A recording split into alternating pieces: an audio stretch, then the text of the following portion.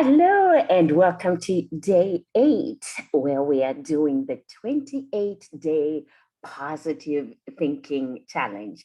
I hope this is working for you because at day 8, I'm finding myself being in sync with making sure that no matter what's going on around my day, no matter how I'm feeling, it's the flu season, you all.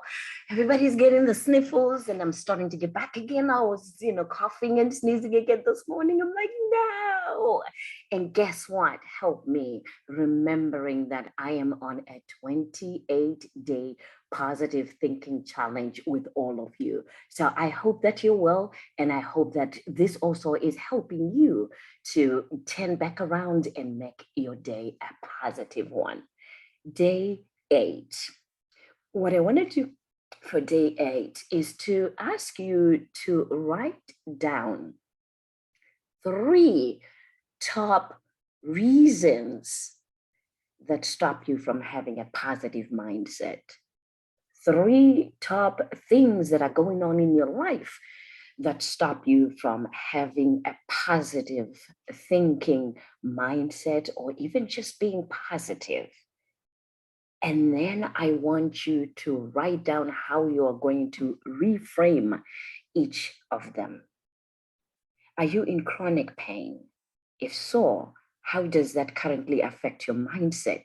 And what will you do to give the pain you feel a daily different meaning? Are you grieving? What can you do? What mindset can you give yourself to change that grief into something that will be relieving and also that will put you in a positive mindset? I take a pause because for many people, when we talk about grief, it really can be crippling.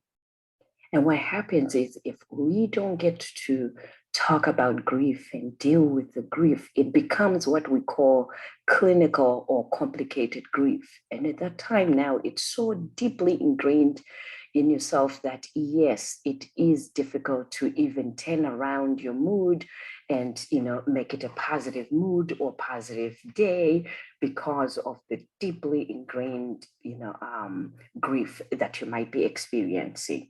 If that is so, I want to encourage you to please reach out to a professional that can work with you and talk to you about that, because I don't want to be on the surface where people are just like, well, she's telling me to be excited and to be happy about this situation, but I'm really not happy. I'm sad and I'm in pain. I'm crying. I do understand that because many of you know that I am a clinician, a mental health provider, in addition to being a life and career coach.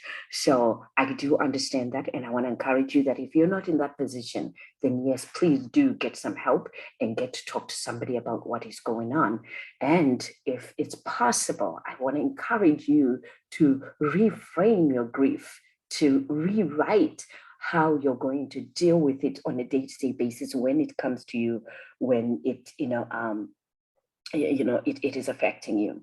You can be thankful for pain, and you actually can use pain as a motivator to get things done, and you also can teach others how to do the same.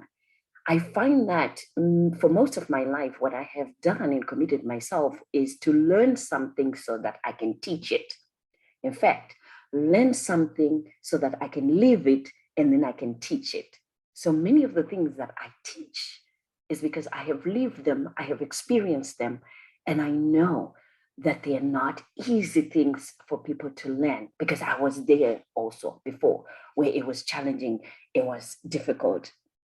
So I hope that you will take all of what we're doing in these challenges and really put effort into it. Because there is also that saying that everything that you've ever wanted that will make your life is right behind everything that you're resisting. So when you're resisting to do something, that's where your joy is. That's where your excitement is. That's where your peace is. So I hope that you will challenge yourself to get over that hump that says, nah, I don't think I can do this. Write down those things that you're resisting, reframe them. Are you having money troubles? Write down what makes money troubling to you. And you know what? Reframe the relationship that you have with money. Let it not scare you. And don't be afraid to open yourself to say, you know what? I will get the money that I need. And I will receive the opportunities that I need.